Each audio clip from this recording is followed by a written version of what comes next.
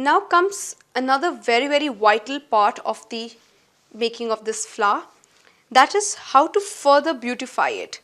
As I'm sure each one of you can see that though it looks very beautiful, but there's one drawback which this flower has got right now, and that is, despite trimming, as we can see that some of the edges are still extending. In order to level them up, we'll do the same procedure. We'll pick up the scissor and we'll chop off the extended areas. Just chop it as you're seeing it. That's it. I'm sure this is a very good practice, or rather rehearsal, of gardening as well, and for all those who love to do gardening can have lovely time while, and then you can just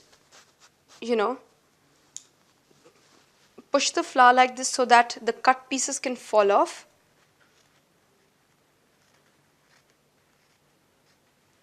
That's the way we do it.